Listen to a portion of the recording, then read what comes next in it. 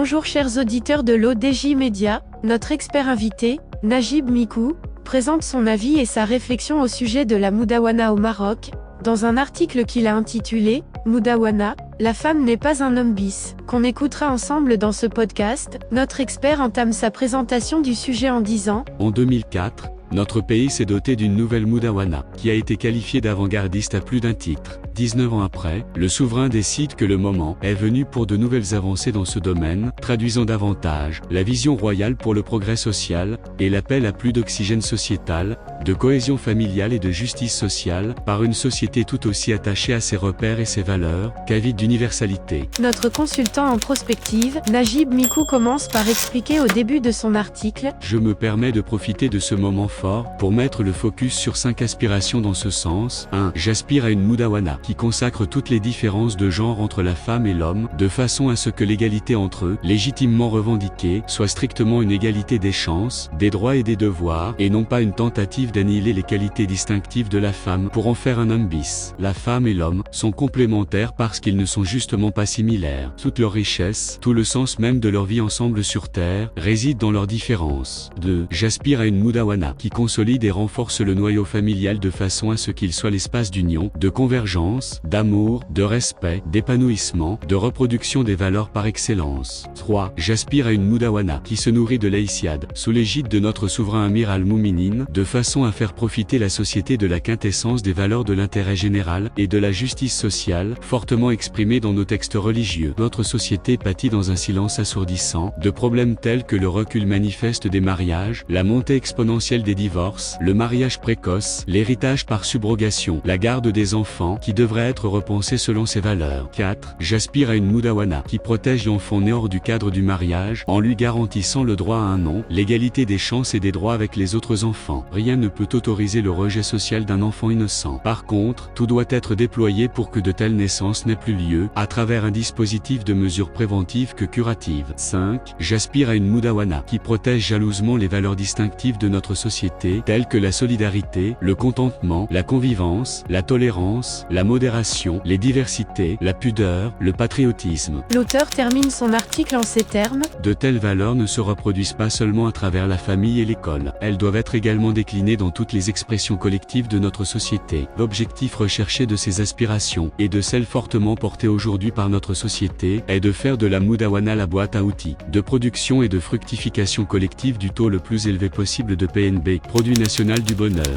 Rédigé par Najib Mikou.